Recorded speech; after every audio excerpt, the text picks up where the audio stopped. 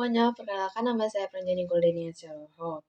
Pada kesempatan ini, saya akan menjelaskan tentang masuknya Jepang ke Indonesia hingga terjadinya kemerdekaan Indonesia.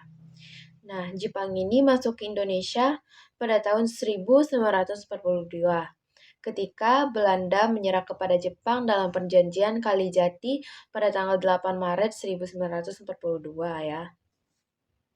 Kedatangan Jepang awalnya disambut baik oleh rakyat Indonesia, karena Jepang ini mengaku sebagai saudara tua yang membebaskan Indonesia dari penjajahan Barat.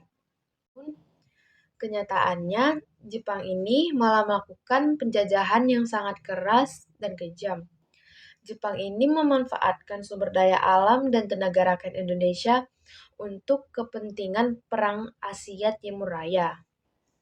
Banyak juga rakyat yang dipaksa menjadi romusha, yaitu kerja yang paksa menjadi kerja yang sangat berat dan sering menyebabkan penderitaan, bahkan ada yang sampai mati juga. Pada masa pendudukan, Jepang dibentuk berbagai organisasi seperti Seinendan, Keebodian, Fujinkai, dan PETA atau Pembela Tanah Air. Meski itu awalnya dibuat untuk kepentingan orang Jepang, justru organisasi ini menjadi tempat rakyat Indonesia untuk belajar berorganisasi dan berlatih militer. Ketika Jepang dalam posisi Perang Dunia Kedua, semakin lemah Jepang mulai menjanjikan kemerdekaan bagi Indonesia. Itu pada tahun 1945 dan itu juga dibentuknya BPUPKI, yaitu Badan Penyelidik Usaha-Usaha Persiapan Kemerdekaan Indonesia.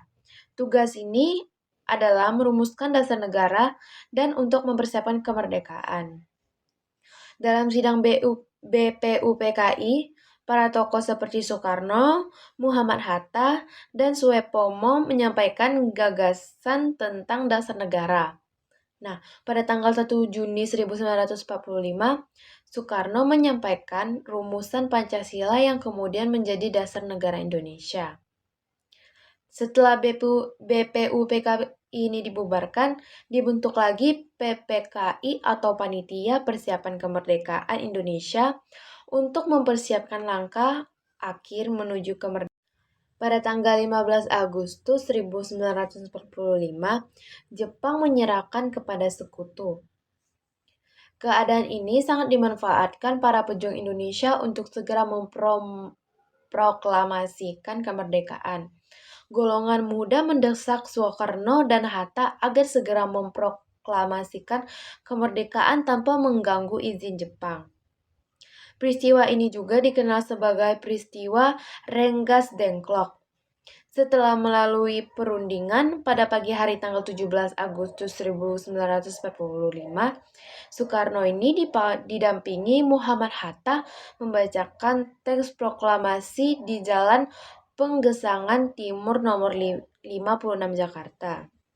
Isi proklamasi ini menyatakan bahwa Indonesia telah merdeka dan berhak menentukan nasib bangsanya sendiri. Proklamasi pada tanggal 18 Agustus 1945, PPKI ini mengadakan sidang dan menghasilkan keputusan penting, yaitu mengesahkan Undang-Undang Dasar 1945, menetapkan Soekarno sebagai presiden dan Muhammad Hatta sebagai wakil presiden, serta membentuk pemerintahan Indonesia.